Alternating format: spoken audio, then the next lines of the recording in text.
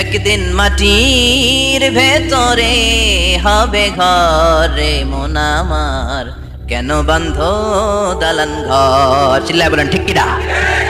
যাওয়া লাগবে, কেউ বাঁচতে পারবে না। দাদা চলে গেল, বাবা চলে গেল, মামা চলে গেল, আমারও যাওয়া লাগবে। সেলিব্রিটি চাই, আরো সম্পদের পাহাড় চাই। ব্যস্ত, আমরা মহা ব্যস্ত। এত ব্যস্ততা কিসের? স্টপ, থামেন, অনেক হয়েছে, আন না, বসেন, একটু ভাবেন। দাদা চলে গেল, বাবা চলে গেল, মামা চলে গেল, আমাকেও চলে যেতে হবে। মাঝে মাঝে কবরস্থানে যাবেন, যে একটু দেখবেন এই কবরস্থানে শিশুরা শুয়ে আছে, কিশোররা শুয়ে আছে, আপনার মতো তাগড়া যুবকরা শুয়ে আছে, ওদেরও রক্ত গরম ছিল আপনার মতো। আজ ওরা নাই, সব শেষ, আপনাকেও যেতে হবে।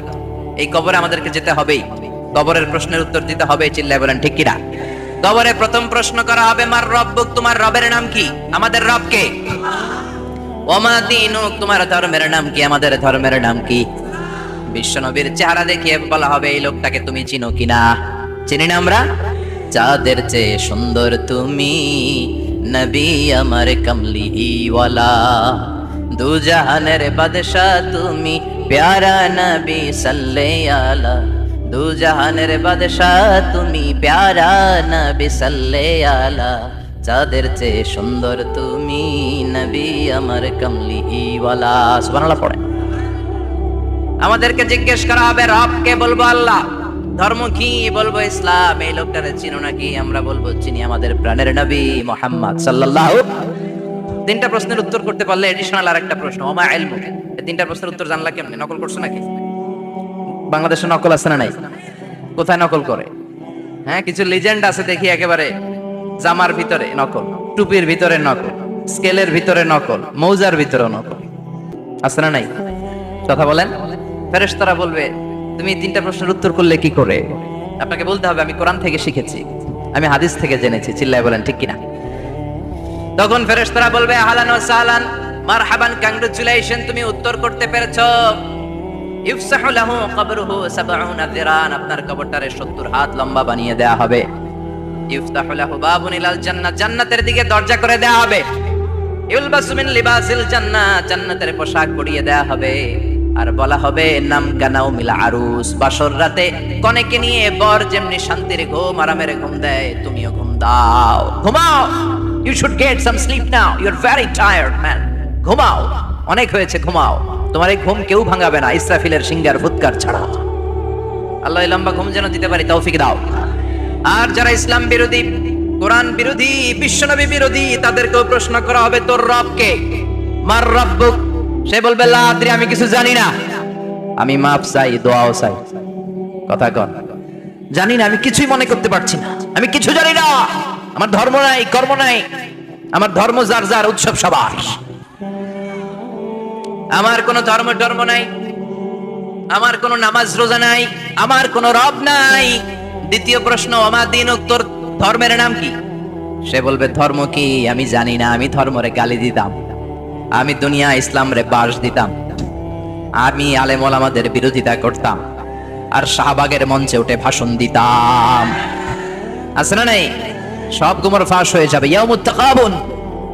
এরপর বিশ্বনবীর চেহারা দেখিয়ে বলা হবে, এই লোকটারা চিনো নাকি? সে বলবে, চিনি না, তবে আমার বন্ধুরা তার বিরুদ্ধে ব্লগে লিখতো, আমিও ব্যাড ব্যাড কমেন্টস করে দিতাম, এই লোকটার বিরুদ্ধে আমি কার্টুন বানাতাম, এই বিশ্বনবীর বিরুদ্ধে আমি কথা বলতাম। চিল্লায় বলেন ঠিক কিনা? ফেরেশতারা বলবে, লা দারাইতা ওয়ালা তালাইতা, তুই কিছুই পারলি না, তুই তো কপাল পোড়া। ফায়ুতরাকু বিমাতারিকা মিন হাদিদ, লোহার হাতুড়ি দিয়ে পিটিয়ে ওর মাসেলগুলো থেতলে ফেলা হবে।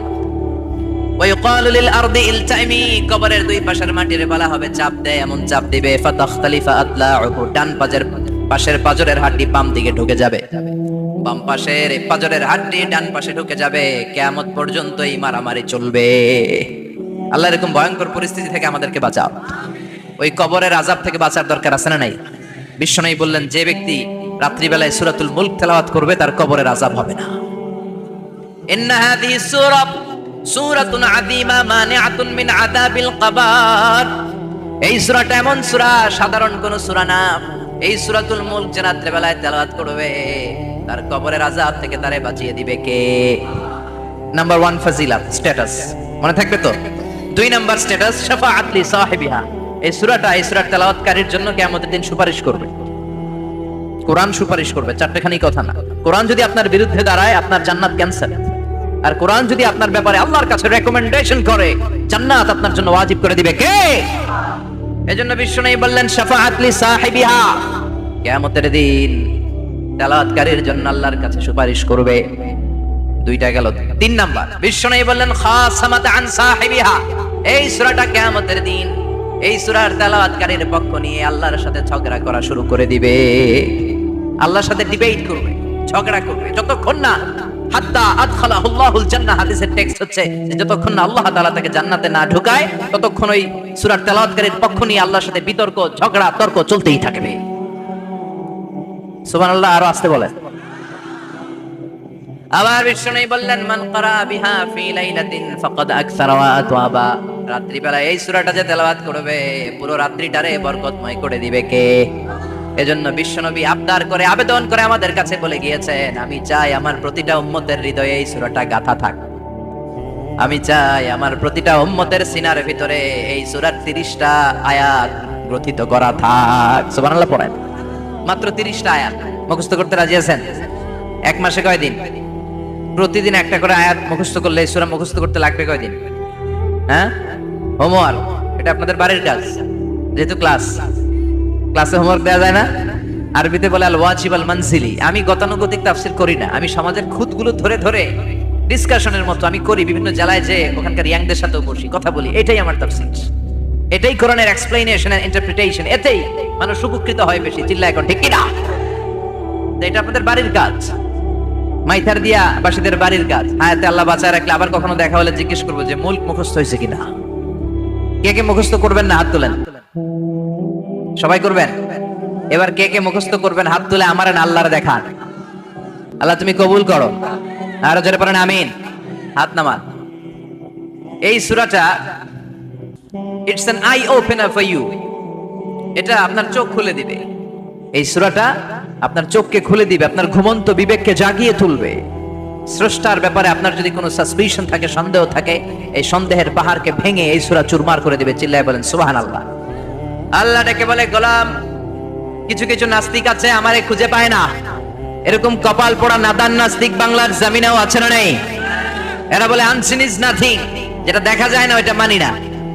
বলে না, do you see the air in the atmosphere? বাতাসে, বায়ুমণ্ডলে যে বাতাস ঘুরে বেড়ায়, এটাকে তুমি দেখো তো মানো কেন? Why do you believe on that? Why do you believe on air? বাতাস বিশ্বাস করস কেন? কপাল পোড়া নাস্তিকরা বাতাস মানে না। কথা কর। Do you see the bad headache someone feel in his head and he is shouting? মাথার ব্যথায়, মাইগ্রেনের পেইনে যখন কেউ চিৎকার করে, তার মাথার ব্যথা দেখা যায়। আমার এখন প্রচন্ড মাথা ব্যথা যদি হয়, আপনারা দেখতে পাচ্ছেন তো। নাস্তিকরা কি মাইগ্রেনের পেইন বিশ্বাস করে না? মাথা ব্যথা বিশ্বাস করে কি করে না? বাতাস বিশ্বাস করে কি করে না? কয় আনসিন ইজ নাথিং, যেটা দেখি না ওটা বিশ্বাস করি না। কপাল পোড়া। আল্লাহ ডেকে বলে গোলাম আমার সৃষ্টির দিকে তাকা, আকাশের দিকে তাকা, বাতাসের দিকে তাকা, সাগরের দিকে তাকা। সাগরের মধ্যে আমি আল্লাহ আছি না নাই? বিশাল বড় বড় পাহাড়ের দিকে তাকা, ঝর্ণার দিকে তাকা, ঝর্ণার মধ্যে আমি আছি না নাই? ঝর্ণা ঝর্ণা ঝর্ণা রে, বলনা বলনা বলনা রে, কার বিরহে পাগল পাড়া তুই, কার মিলনে ফুল ফসলে ভরা রে তোর দুকুল বই, কার মিলনে ফুল ফসলে ভরা রে তোর দুকুল বই। ঝর্ণা ঝর্ণা ঝর্ণা রে, বলনা বলনা বলনা রে, কার বিরহে পাগল পাড়া তুই। সুবহানাল্লাহ পড়েন। ঝর্ণার দিকে তাকাও, সাগরের দিকে নজর করে দেখো, বিশাল পাহাড়ের দিকে নজর করে তাকাও, ওই পাহাড়ের মধ্যে আল্লাহরে খুঁজে পাবা। চিল্লায় বলেন ঠিক কিনা? এদিন ইমাম আবু হানিফার হাতে হাত রেখে শাহাদা বাক্য পাঠ করেছে। সুবহানাল্লাহ পড়েন। ঝিনুকের ভেতর লুকিয়ে থাকে যেমন মতি, ঝিনুকের ভেতর লুকিয়ে থাকে যেমন মতি, কালমা শাহাদাতে আছে আল্লাহর জ্যোতি, কালমা শাহাদাতে আছে আল্লাহর জ্যোতি। সুবহানাল্লাহ পড়েন।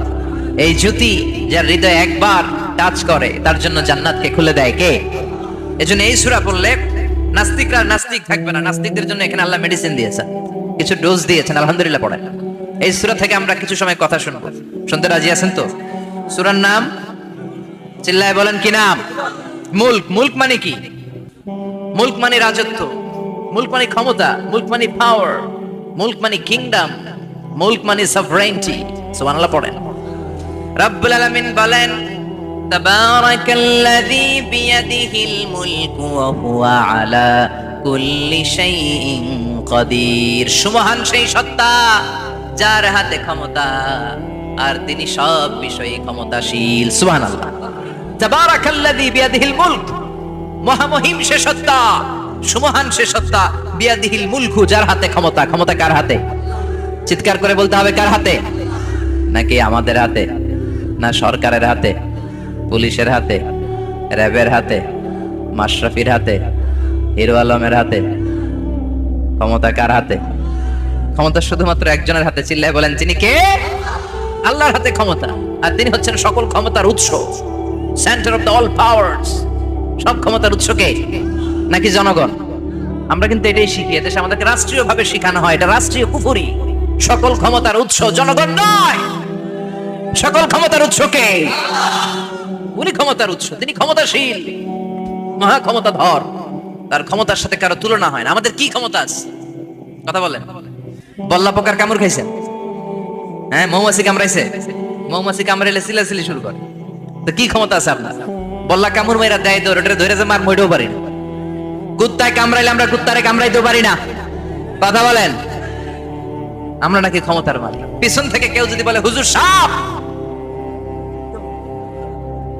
মজা করে বলছি এতই ভয় পাইছি, আসলে যদি ফাঁস করে আসতো সব দৌড়। স্লোগান দেওয়ার বেলায় লিল্লাহে তাকবীর, আল্লাহু আকবার, আমার ভাই তোমার ভাই, কাপায় ফেলামো নামায় ফেলামো। কথা বলেন। আর যদি পেছন থেকে কেউ আওয়াজ করে বলে সাপ, দৌড়। আপনারা কি দৌড় দিবেন? আমরা এদিক দিয়ে দৌড় দিব। কথা কন। চাচা আপন প্রাণ জীবন বাঁচানোর জন্য ভয়ে পাগল। সাপ লাগবে না, ভাও ব্যাংক চিনেন? মাইথার দিয়ে নাই বোধহয়, আছে আছে। কি করে? খালি লাফায়। 10টা ভাও ব্যাংক যদি ছেড়ে দেওয়া হয় স্টেজে 2টা আর বাকি 8টা এদিকে, ভাও ব্যাংক আর কি লাভ দিবে? এর চেয়ে লাফালাফি শুরু করবো আমরা। কথা বলেন। আর আমরা দাবি করি আমরা ক্ষমতার উৎস। কোনো ক্ষমতা নাই। একবার ডায়রিয়া হলে 3বার টয়লেটে গেলে আর চেহারার দিকে তাকানো যায় না। কারে মাফ করে দে, আই মরে যাইও, আই হাইতান ন, আছে না নাই? তো পারবেন না কেন? আপনি না ক্ষমতার উৎস, আপনি না ক্ষমতার উৎস। আরে আপনার তো কোনোই ক্ষমতা নাই। খুলিকাল ইনসানু দাঈফা, মানুষকে দুর্বল থেকে দুর্বল করে তৈরি করেছে কে? এজন্য রব্বুল আলামিন বলেন তাবারাকাল্লাযী বিয়াদিহিল মুলকু ওয়া হুয়া আলা কুল্লি শাইইন কাদির। সুমহান সেই সত্তা যার হাতে ক্ষমতা। চিল্লায় বলেন ক্ষমতা কার হাতে? আমাদের হাতে কোনো ক্ষমতা নাই। আমরা হলাম দুর্বল। আমরা কি? দুর্বলের ঘরের দুর্বল। আমরা যখন জন্মেছিলাম দুর্বল। আমার ছোট্ট একটা মেয়ে আছে, আমি অবাক হয়ে থাকি যে আমিও তাইলে ছোটবেলায় এরকম ছিলাম। না খাওয়ালে খেতে পারে না, পেশাব পায়খানা করে, ঘর নষ্ট করে, বমি করে, দাঁড়াতে পারে না, শুইতে পারে না, লালা পড়তে থাকে, ক্লিন করতে হয় সব সময়। তাকে আল্লাহর আদেশে দেহে ঢুকে, আল্লাহর আদেশে বের হয়ে যায়, ঠিক কিনা? এই যে ছোট্ট বাচ্চাটার দেহের ভিতরে যে রুহ ঢুকলো, কে দিল? 120 দিনের আগে মানব শিশুর দেহের ভিতরে কিন্তু রুহের ফুৎকার হয় না। সহিহ বুখারীর বর্ণনা। 40 40 40 3 40-এ কত? কথা বলেন।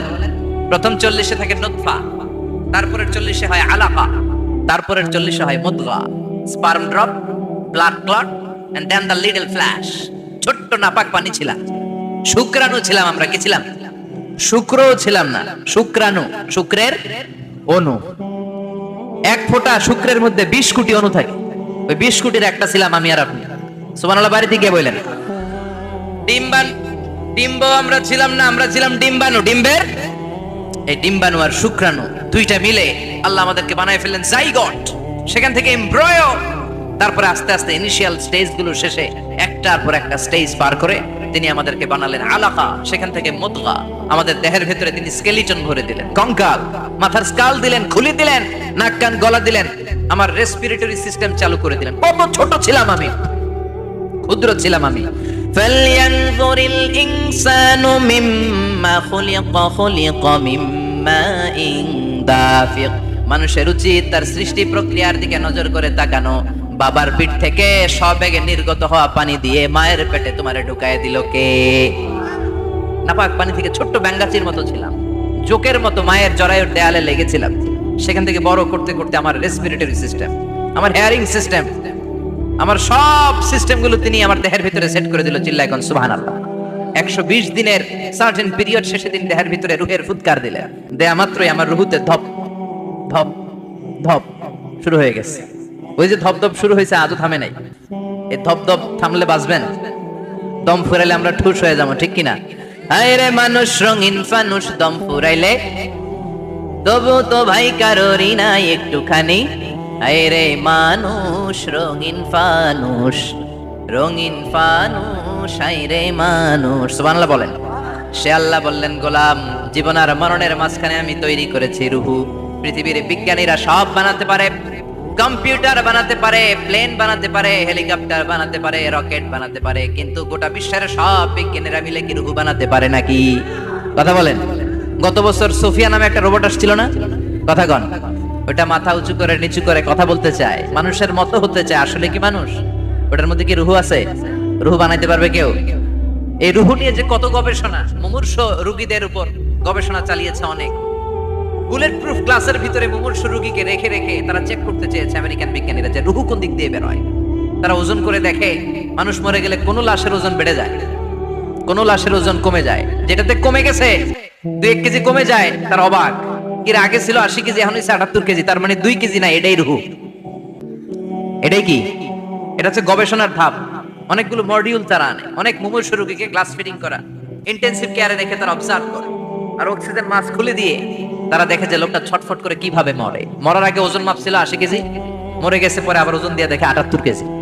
কমছে কয় কেজি? বিজ্ঞানীকে পাইছি। সবাই কয় কি পাইছো? কয় রুহু। কই পাইলেন? কয় আগে 80 এখন 78, 2 কেজি। রুহুর ওজন কয় কেজি? তো বিজ্ঞানীদের সিস্টেম হচ্ছে যে কোনো একটা বিষয়ের উপর গবেষণা চালালে তারা পূর্ণাঙ্গ ডিসিশনে পৌঁছতে পারে না। They couldn't jump to the final conclusion just on one module, based on one module they cannot do it. তাদের অনেকগুলো মডিউল আনতে হয়। তারা আবার নমুনা আনলো আরেকটা, মুমূর্ষ রোগী, অক্সিজেন চেম্বার লাগানো, মাস্ক লাগানো, এটা খুলে ফেললে মরে যাবে। বুলেট প্রুফ করা গ্লাসের ভিতরে ঢুকিয়ে এটার ওজন মাপ, এটার ওজন 60 কেজি।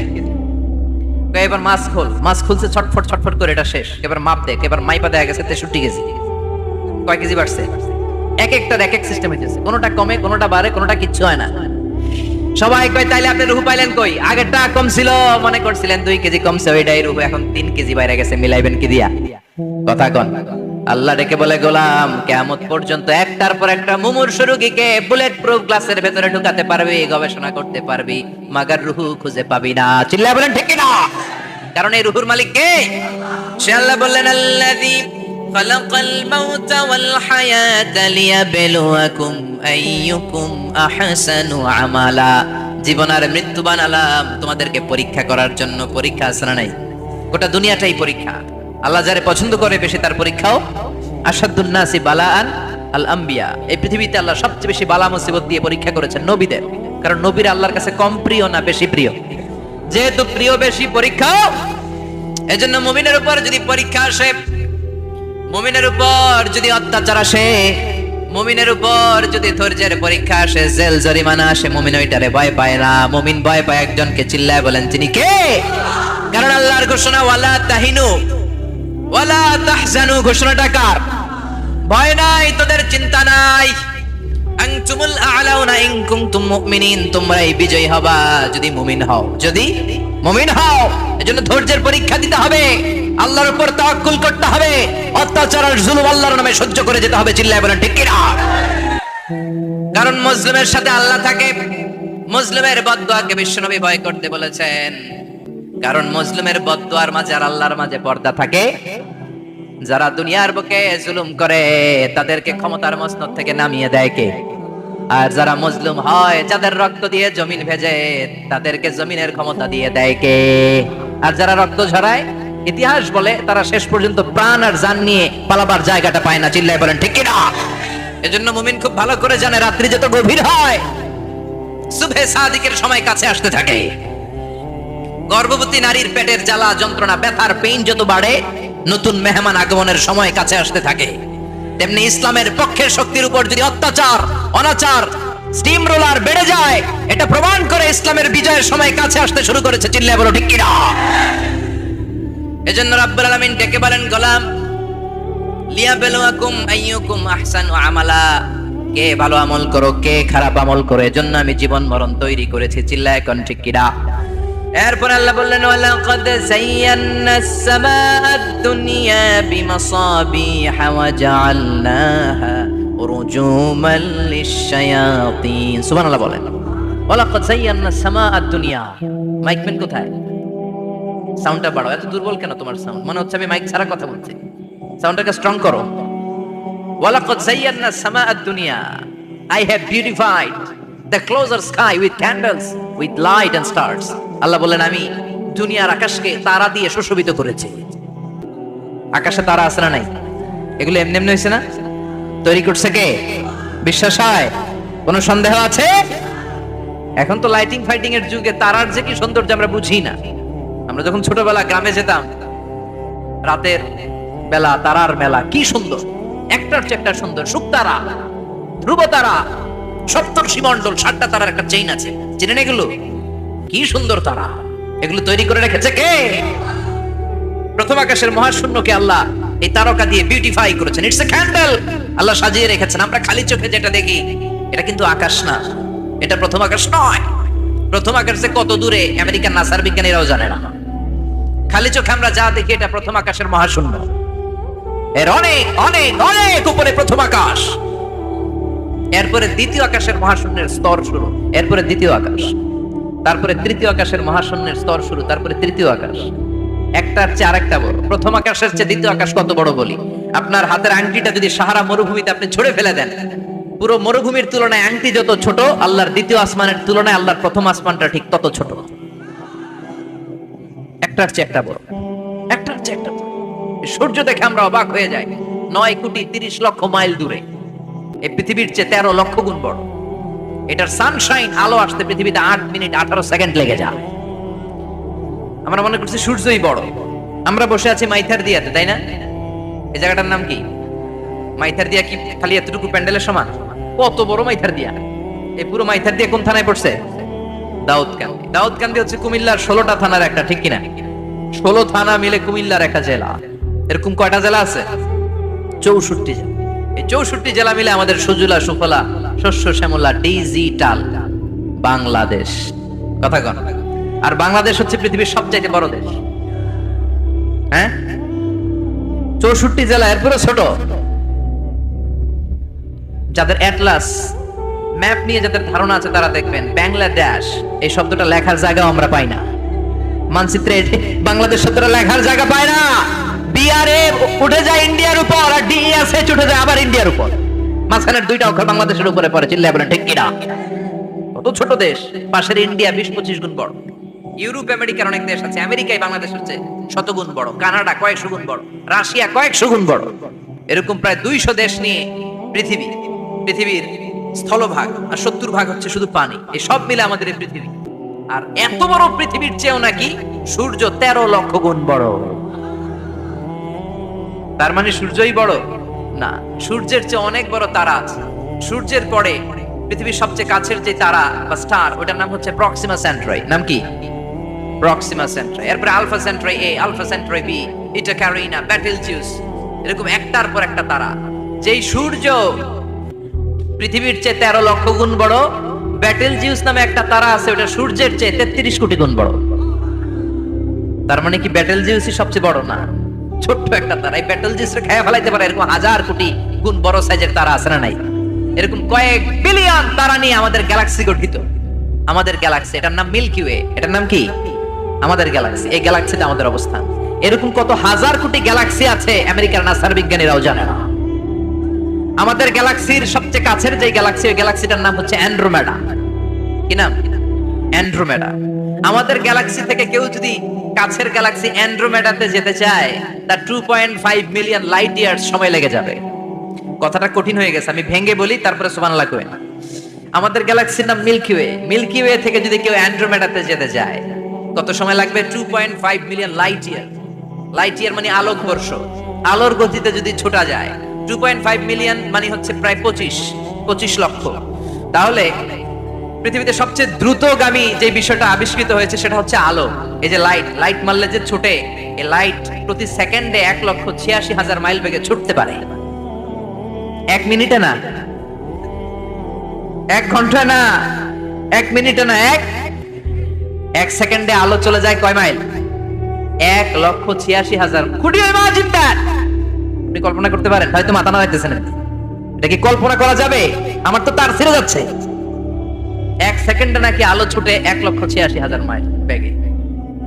1 সেকেন্ড শব্দ কইতে তো 2 সেকেন্ড লাগে, কথা কোন? এর মধ্যে আলো চলে গেছে 1,86,000 মাইল। তো কোন রকেট যদি আপনি পান, যে রকেট দিয়ে সেকেন্ডে 1,86,000 মাইল বেগে রকেটটা ছুটবে প্রতি সেকেন্ডে, খেয়াল করেন, ঘন্টায় না, মিনিটে না, কিসে? সেকেন্ডে। যে রকেটটা সেকেন্ডে 1,86,000 মাইল বেগে ছুটবে, ওই রকেটটা দিয়ে আমাদের গ্যালাক্সি থেকে আমাদের পাশের গ্যালাক্সি অ্যান্ড্রোমেডাতে পৌঁছতে আপনার 25 লক্ষ বছর লেগে যাবে। সুবহানাল্লাহ, বাড়িতে গিয়ে বললেন। এরকম বিশাল বিশাল তারা দিয়ে আমাদের আকাশটারে বিউটিফাই করেছে কে? এজন্য আল্লাহ বললেন, ওয়ালাকাদ যায়্যানাস সামাআদ দুনিয়া বিমাসাবিহা ওয়া জাআলনাহা রুজুমান লিশ-শায়াতিন। আমি এই দুনিয়ার আকাশটারে সুন্দর সুন্দর তারকারাজি লাইটের মতো সেটিং করে সুশোভিত করেছি, আবার এই তারকা দিয়ে আমি শয়তানদেরকে প্রহার করেছি। সুবহানাল্লাহ, শয়তানদেরকে আল্লাহ তারা মেরে আঘাত করে। সুবহানাল্লাহ বলেন। এরপরে এই সূরার প্রথম রুকুর শেষে আল্লাহ বললেন, ওয়াসিররু কাওলাকুম আও ইজহারু বিহি ইন্নাহু আলিমুম বিযাতিস সুদূর আলা ইয়ালামু মান খালাকা ওয়া হুয়াল লাতীফুল খাবীর। আল্লাহ বললেন, ওয়াসিররু কাওলাকুম, তোমরা যদি গোপনে কথা বলো, আও ইজহারু বিহি, কিংবা স্পষ্ট করে বলো, সব শুনে কে? আপনি যেমনি বলেন শুনবে কে? বলেনই নাই, শুধু মনে মনে ভাবছেন, শুনবে কে? সুবহানাল্লাহ কইবেন না? সাত আকাশের উপরে, আরশের উপরে তার অবস্থান, সাত জমিনের নিচে কোন গোপনতম প্রকোষ্ঠে, কোন ছোট্ট বাক্সের ভেতরে যদি কোনো পিপিলিকা নীরবে হেঁটে যায়, আল্লাহ বলে আমি ওই পিঁপড়ার হেঁটে চলার পায়ের আওয়াজটাও শুনতে পাই। এজন্য কেউ যেটা শোনে না, শুনে কে? এরপর আল্লাহ বললেন, হুয়াল্লাযী জাআলা লাকুমুল আরদা যালুলান ফামশু ফি মানাকিবিহা ওয়া কুলু মির রিজকি ওয়া ইলাইহিন নুশুর। সুবহানাল্লাহ বলেন। আল্লাহ ডেকে বললেন, গোলাম, তোমাদের জন্য জমিনটারে আমি বিছানা বানিয়েছি। আল্লাযী জাআলা লাকুমুল আরদা ফিরাশা, জমিনটারে বিছানা বানিয়েছে কে? এই বিছানার মতো সমতল জমিন দিয়ে তোমরা হেঁটে বেড়াও, চলে বেড়াও, হেলে দুলে পড়ার সুযোগ নাই, ঠিক কিনা? এই যে মাইথার দিয়ে আজকের যে ময়দান, এটা যদি বিছানার মতো সমান না হয়তো বসতে পারতেন? কথা কন। এই ময়দানের প্যান্ডেলের এদিক দিয়ে উঁচা, এদিক দিয়ে গর্ত, এদিক দিয়ে নিচা, এদিক দিয়ে খাড়া, কেমন হইতো? কথা কন। কেউ আমার দেখতো, কেউ দেখতো না, কেউ দাঁড়াইয়া, কেউ বৈশা, আছে না নাই? কিন্তু জমিনটারে সমতল বানালো কে?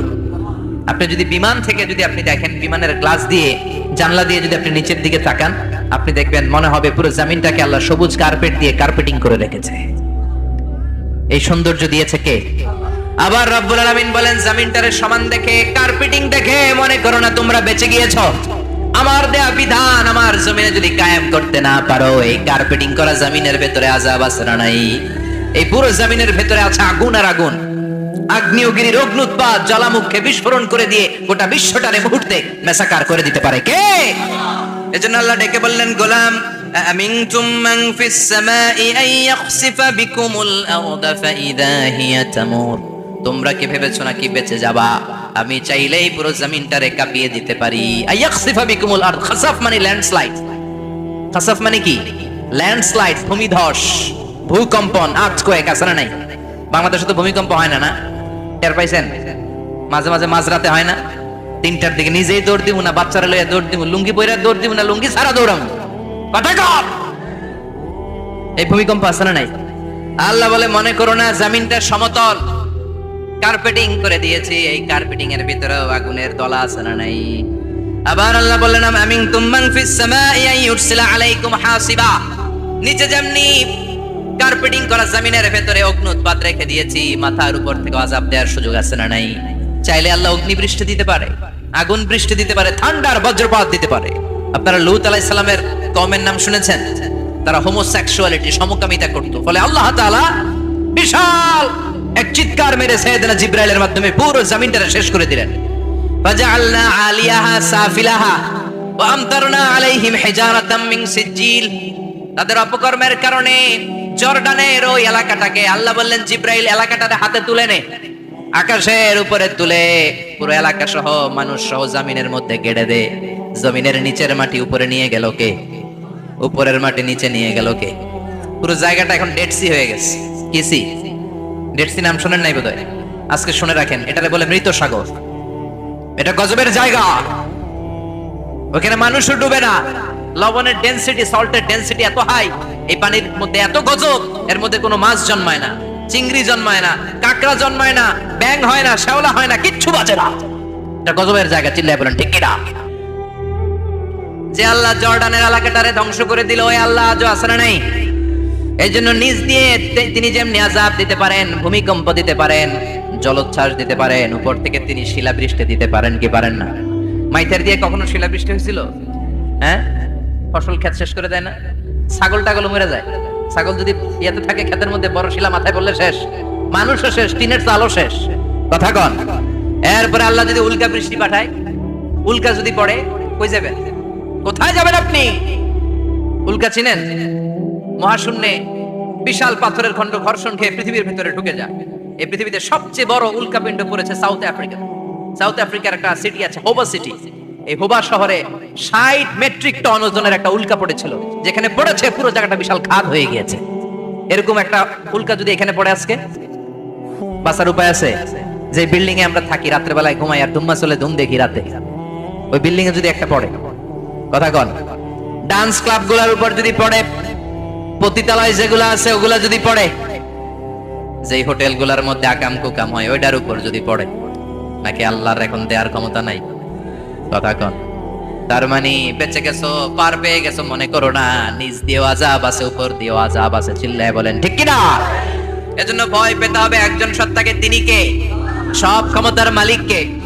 এরপর আল্লাহ বললেন আওয়ালাম ইয়ারাউ ইলা আত-তায়রি ফাওকাহুম সাফাতিন ওয়া ইয়াকবিদনা মা ইউমসিকুহুন্না ইল্লা রাহমান ইন্নাহু বিকুল্লি শাইইন বাসীর। সুবহানাল্লাহ বলেন।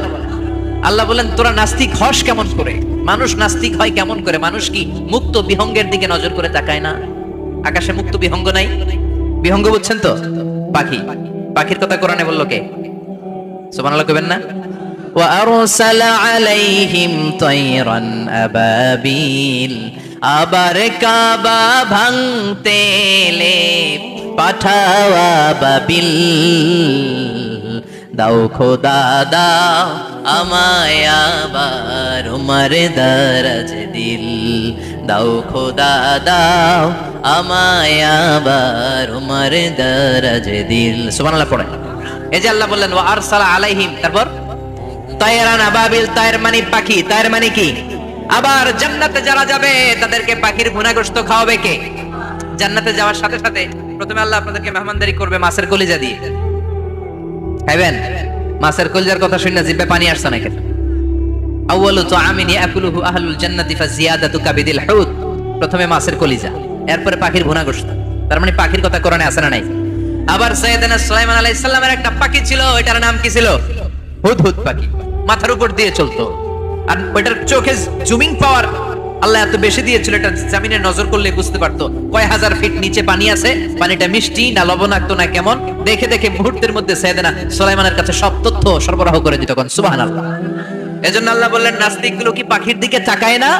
এই পাখির দিকে তাকালে পাখির রব আল্লাহরে খুঁজে পাওয়া যায়। পাখির দিকে তাকালে, মুক্ত বিহঙ্গের দিকে তাকালে কেমন করে পাখিগুলো উড়ে যায়। এই পাখিগুলো আকাশে ধরে রাখে কে? মা ইউমসিকুহুন্না ইল্লা রাহমান। ওই রহমান ছাড়া কেউ পাখিগুলোর শূন্যে ধরে রাখতে পারে না। কত শত আয়াতে যে আল্লাহ পাখির কথা বলেছেন হিসাব নাই, কত ধরনের পাখি যে আল্লাহ বানিয়েছেন কোনো হিসাব নাই। আপনারা ঘরে জিওগ্রাফিক্যাল চ্যানেলগুলো দেখেন? হ্যাঁ, না জি বাংলা দেখেন? স্টার জলসা, কিরণমালা, কি দেখেন? জিওগ্রাফিক্যাল চ্যানেল দেখবেন। ওখানে দেখবেন একটা পাখি আল্লাহ তৈরি করেছে, পৃথিবীর সবচেয়ে ছোট পাখি, নাম হলো হামিং বার্ড। কি নাম? The smallest bird ever in the world. সবচেয়ে ছোট, এটা প্রাপ্তবয়স্কে 3 থেকে 5 ইঞ্চি লম্বা হয়। এটার পূর্ণ যৌবন এটা লম্বা কতদূর? 3 থেকে 5 ইঞ্চি। এটা প্রতি সেকেন্ডে ডানা ঝাপটাতে পারে 80 বার। কয়বার? আমাদের ডানা আছে না 2টা? আপনি আপনার ডানা 1 সেকেন্ডে কয়বার ঝাপটাতে পারবেন? হ্যাঁ, আমি ঝাপটাইলাম, কয়টা হইছে 1 সেকেন্ডে? হ্যাঁ, 3-4টা ঝাপটা দিতেই আমার সেকেন্ড শেষ। কিন্তু এই পাখিটা প্রতি সেকেন্ডে তার 2 পাখা ঝাপটায় কয়বার? পৃথিবীর সব পাখি সামনে ওড়ে, তো এই পাখি সামনে যেমনি ওড়ে, এট দ্য সেম টাইম এই পাখি পিছনের দিকে উঠতে পারে। সুবহানাল্লাহ, বাড়িতে যাই বললেন। ইউরোপের আল্পস পর্বতমালায় গুগল করবেন যে আজকে গুগলে লিখবেন যে আলপিন সুইফট একটা পাখি আছে। এই পাখিটা একবার যখন শূন্যে উড়াল দেয়, উড়ন্ত অবস্থায় এটা আকাশে 6 মাস থাকতে পারে। আকাশের মেঘের আপ থেকে পানি খায়, শূন্যে ভেসে বেড়ানো পোকামাকড় ধরে খেয়ে বেঁচে থাকে। 6 মাস পর একবার জমিনে ল্যান্ড করে নামে কয়েকদিন থেকে আবার উড়াল মারে, আবার উড়াল মারলে আবার 6 মাস। আলপিন সুইফট। আরেকটা পাখি আছে, অদ্ভুত পাখি, নাম হোমা বার্ড। এই হোমা বার্ড উড়ন্ত অবস্থায় ডিম পেড়ে দেয়, আর ওই ডিমটা জমিনে পড়ার আগেই মাঝখানে ডিম ফেটে বাচ্চা বেরোয়, বাচ্চা উঠতে শুরু করে দেয়। এই পাখিগুলোর কথা কোরআনে আছে না নাই? এজন্য আল্লাহ বললেন, আওয়ালাম ইয়ারাউ ইলাত তাইরি ফাওকাহুম সাফাতিন ওয়া ইয়াকবিদনা মা ইউমসিকুহুন্না ইল্লার রাহমান ইন্নাহু বিকুল্লি শাইইন বাসীর। আল্লাহ বললেন, নাস্তিকগুলো কি পাখির দিকে নজর করে তাকায় না? পাখির দিকে নজর করে যদি তাকায়, তখন পাখির রব আল্লাহরে খুঁজে পাবে। চিল্লায় বলেন ঠিক কি না? পাখিকে আরবিতে বললে তয়ের। সবাই বলেন, পাখির আরবি কি? বিমানের আরবিও তয়ের। পাখি আরবি যা, বিমান আরবিও। এই পাখি নিয়ে গবেষণা করে বিমান বানাইছে। সুবহানাল্লাহ কইবেন না? আমরা বানাই নাই, আমরা তো খোসাখুচিতে ব্যস্ত, আমরা আছি ফতুয়া নিয়ে ব্যস্ত। তুই 20 কারণে কাফের, তোর চাচা 90 কারণে কাফের। তোর চাচা মরলে যেই জায়গায় কবর দেয়া হবে, ওই কবরের মাটির উপরে যে ঘাস উঠবে, ওই ঘাস যে গরু খাবে, ওই গরুর দুধ যে খাবে, ও কাফের। আছে না নাই? খালি কাফের ফতুয়া দেয় ব্যস্ত। আমরা ফতুয়া নিয়ে রইলাম, আর ওরা সব আবিষ্কার করে ফেললো। উইলবার রাইট আর অরভিল রাইট, এই 2 ভাই 1903 সালে এই বিমান আবিষ্কার করেছে এই আয়াতের উপর গবেষণা করে। আওয়ালাম ইয়ারাউ ইলাত তাইর, ওরা কি পাখি নিয়ে ভাবে না? আমাদের তো ভাবার সময় নাই, আমরা আছি মদ নিয়ে আর নারী নিয়ে আর জুয়াবাজি নিয়ে। চিল্লায় বলেন ঠিক কি না? এমন অনেক মন্ত্রীদের হোটেল আছে যেখানে পতিতালয়ের আড্ডাখানা। চিল্লায় বলো ঠিক কি না? মুসলমান রাজ মদ আর নারী নিয়ে ব্যস্ত, আর ইহুদি খ্রিস্টানরা আমাদের সব ঐতিহ্যকে ধারণ করেছে। উইলবার রাইট অরভিল রাইট গবেষণা শুরু করে দিল। পাহাড়ে শুয়ে শুয়ে 2 ভাই খালি পাখির ছবি আঁকে, কেমনে পাখিগুলো টানা ঝাপটা মেরে ওঠে, কেমনে নামে। গবেষণা করতে করতে করতে প্লেন বানায় ফেললো 1903 সালে। আজ থেকে 100 বছর আগের স্টোরি শোনাচ্ছি আপনাদের। তখনকার বিমান এখনকার বিমানের মতো ছিল না। আপনি দেখবেন যে শুরুতে বিমান কেমন ছিল। শুরুতে ভাঙ্গাচুরা 2টা পাখা নিয়ে একটু উড়ে আবার থপাস করে পড়ে, কিন্তু আশা হারায় নাই, আবার উড়ে থপাস করে পড়ে। আমেরিকাতে সুবিধা করতে পারেনি। ফ্রান্সের এক কিং তাদেরকে ডোনেট করেছে বিপুল অঙ্কের টাকা দিয়ে। তারা প্রথম ফ্রান্সের একটা শহর থেকে আরেকটা শহরে পৃথিবীর প্রথম প্যাসেঞ্জার প্লেন নিরাপদে ল্যান্ড করেছে। মানুষের উড়ার স্বপ্ন সফল হতে শুরু করলো। এখন বিভিন্ন ধরনের বিমান একটার পর একটা শুরু হয়েছে।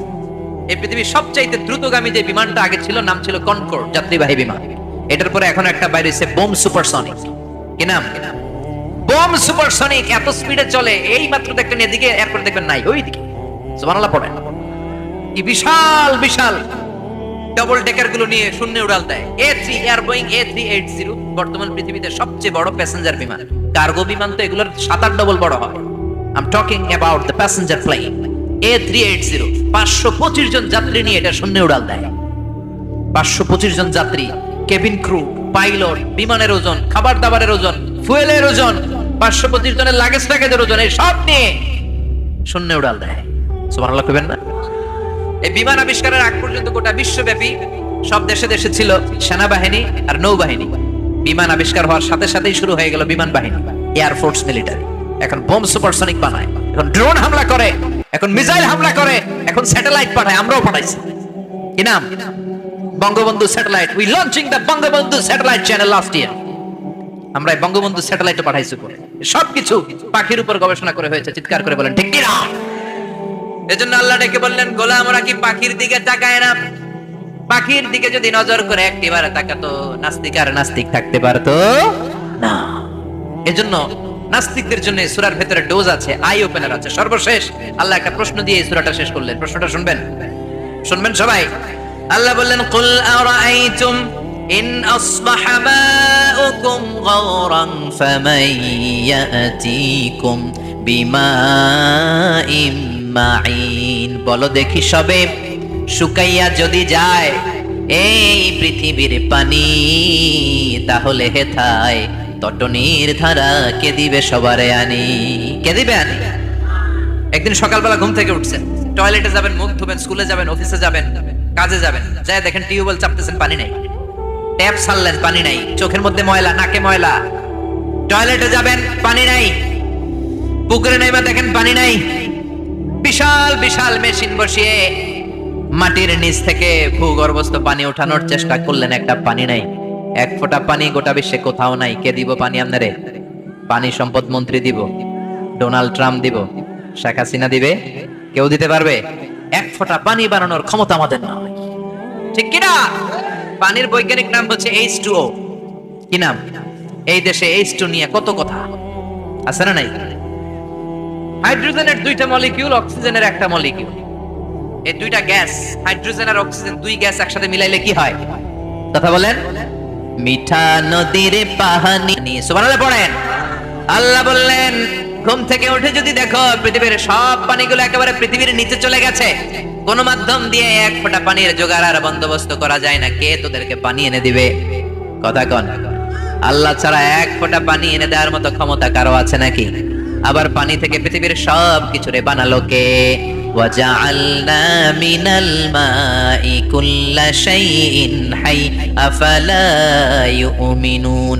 আল্লাহ বললেন, পানি থেকে গোটা বিশ্বের সব আমি বানালাম। সব জীবিত জিনিস তৈরি হয়েছে পানি থেকে। এটা কোরআনের কথা। কার কথা? আর ১৫০০ বছর পর বিজ্ঞানীরা এখন বলছে পানি থেকেই সব প্রাণ এসেছে। সুবহানাল্লাহ পড়েন।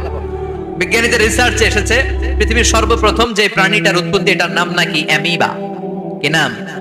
It's a very small unicellular organism in the world. এককোষী শৈবাল অ্যামিবা এসেছে পানি থেকে, ওদের কথা। তারপরে এসেছে জুপ্লাঙ্কটন, ফাইটোপ্লাঙ্কটন, ব্যাকটেরিও প্লাঙ্কটন, একটার পর একটা ডেভেলপ করেছে। সব এসেছে পানি থেকে। পানি নাই তো কিচ্ছু নাই। পানি হচ্ছে প্রাণের ব্লুপ্রিন্ট। চিল্লায় বলেন ঠিক কিনা? পানির মধ্যে সব প্রাণের অস্তিত্ব রেখে দিয়েছে কে? আবার ফলের মধ্যে আল্লাহ পানি দিয়ে বললেন, আন্না সাবাবনাল মাআ সাব্বা। যেখানে যতটুকু পানির দরকার, রসের দরকার, সব রস দিল কে? ক্ষীরার ভিতরে পানি আছে না নাই? কলার ভিতরে, আপেলের ভিতরে, তরমুজ, তরমুজ তো পুরাই পানি। কথা কন। ডাবের ভিতরে কে দিল? নাকি আমনে বানাইছেন?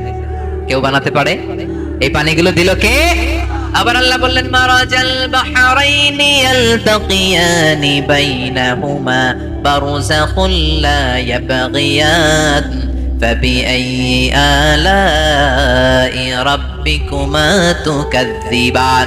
দুই দিকে সাগর বয়ে যায়, একদিকে এলো না পানি, একদিকে মিঠা পানি, একসাথে সাগরটা বয়ে যায়, কিন্তু মাঝখানে এমন ব্লকেজ, একটার পানি আর একটার সাথে মিশে না, আটকায় রাখলো কে? দেখছেন আপনারা কোথাও এটা? কই দেখছিলেন? গোয়ালন্দ, বুড়িগঙ্গার এখানে একসাথে পানি বয়ে যায়, এই জায়গায় পানি, এই জায়গায় পানি মিলে না,